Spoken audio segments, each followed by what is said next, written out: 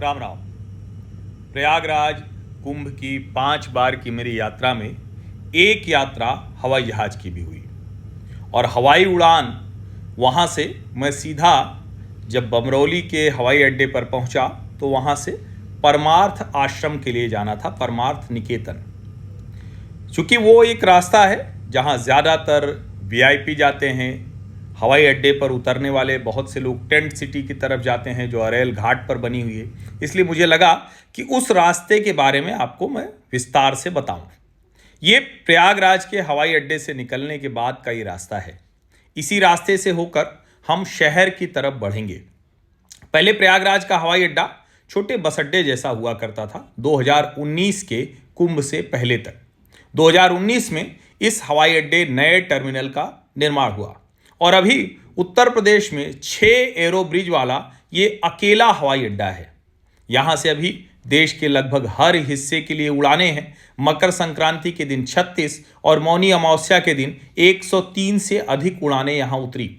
ये हवाई अड्डा आज के समय में देश और दुनिया के हर व्यक्ति को जो सुविधा संपन्न है और यहाँ पर हवाई जहाज जो कमर्शियल फ्लाइट हैं उनके जरिए या फिर अपने निजी चार्टर के जरिए आना चाहता है उनको सेवाएं दे रहा है।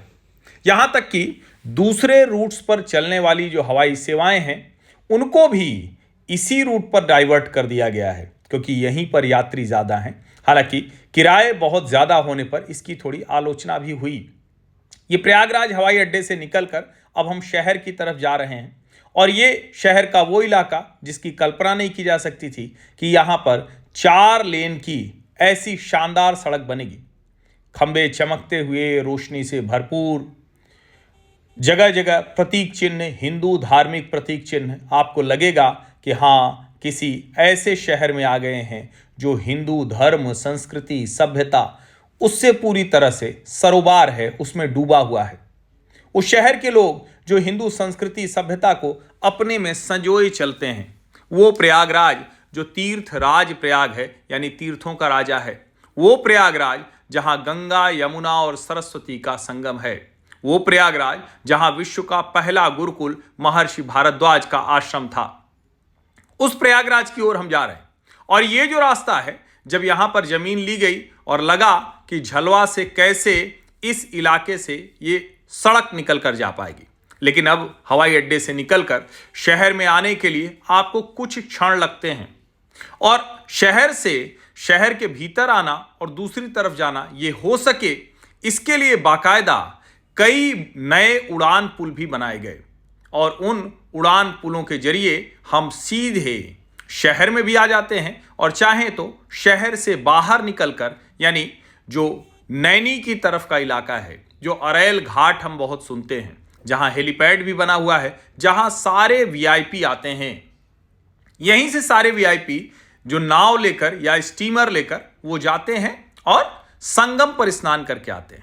ये क्षेत्र भी अच्छी सड़क, अच्छी व्यवस्था, ये सब बनने के बाद ये क्षेत्र भी विकसित हो गया है। ऊंची इमारत इसका एक प्रमाण है और अगर आप ध्यान से देखेंगे तो दिखेगा कि ये क्षेत्र हर तरह की संभावनाओं से भरपूर हो गया है। जहां लोग आते नहीं थे, जहां आना रात को तो छोड़िए, दिन के समय में भी लगता था कि इस क्षेत्र में जाना चाहिए या नहीं जाना चाहिए।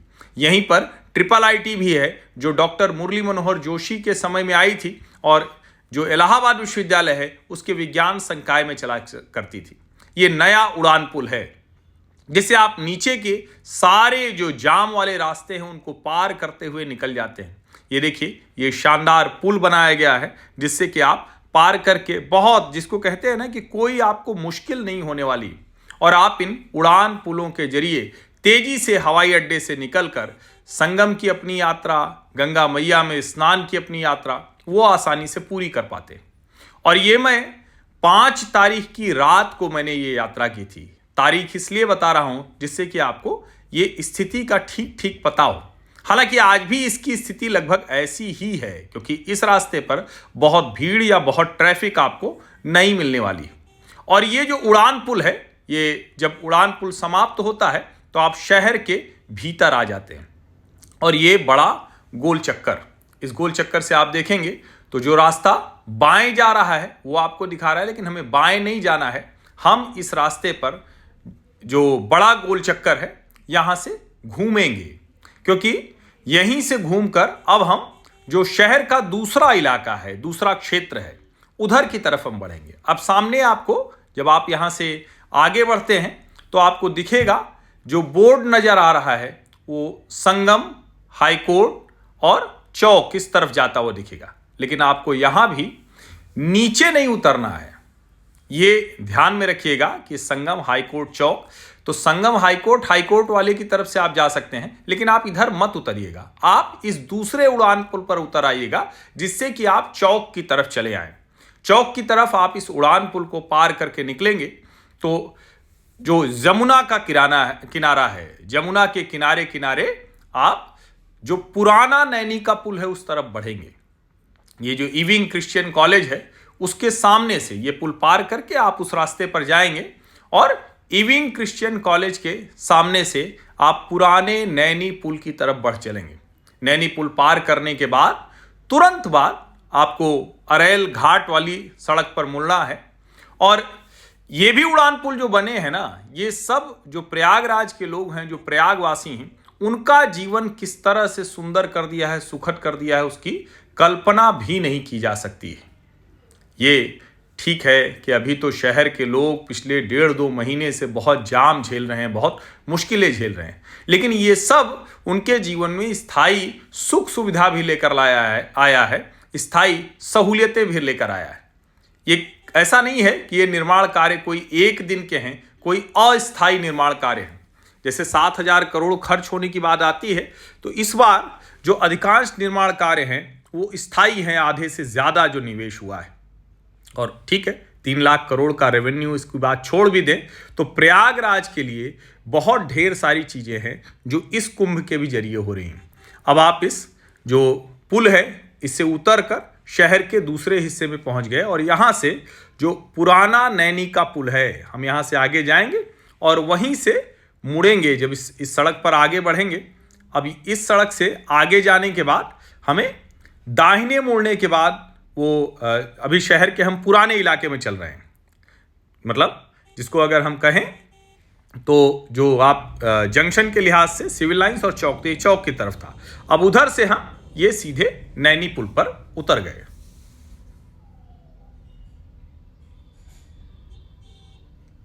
ये पुराना नैनी का पुल है, अंग्रेजों के समय का बना हुआ। और ये देखिए उसके ठीक सामने जो आपको रोशनी दिख रही है वो नए नैनी का पुल है, नैनी का नया पुल। वो भी पुल किसने बनाया था? डॉक्टर मुरली मनोहर जोशी जब सांसद थे तब उन्होंने बनाया था। इस पुल के लिए अमिताभ बच्चन जब वहाँ चुनाव लड़ रहे थे 1984 में हेमवती नंदन बहुगुणा के सामने, तो बाकायदा राजीव गांधी से कहा कि साहब एक पुल बनवाए देते हैं बस। अमिताभ बच्चन बड़े अभिनेता हैं, कलाकार हैं, जीत भी गए थे, लेकिन वो भी ये पुल नहीं दिला पाए थे। जो सामने चमकता हुआ पुल दिख रहा है वो पुल बना मुरली मनोहर जोशी के सांसद बनने के बाद। ये अब हम उस पुल से उतरकर पुराने हम अरेल घाट वाली सड़क पर बढ़ चले। अब अरेल घाट वाली सड़क पर बढ़ते हुए आपको दाहिने हाथ पर नए निर्माण कार्य, नए जो कहें कि पार्किंग इस कुंभ के लिहाज से, और बाएं जो आपको दिखेगा, बाएं हाथ पर आपको नया वाला नैनी का जो केबल ब्रिज है वो आपको बना दिखेगा। अब हम उसी नए नैनी के पुल के नीचे से गुजरेंगे। दाहिने हाथ पर ढेर सारी सुविधाएं आपको मिलेंगी, हर तरह की चीजें। ये आपको देखिए नया वाला नैनी पुल पार करता हुआ दिख रहा है, ऊपर से गाड़ियां जाती हुई दिख रही हैं। अच्छा, एक बात मैं बता दूं, हम चूंकि जो गाड़ी हमारी थी वो इनोवा गाड़ी थी, तो इसलिए हम पुराने पुल से आ गए।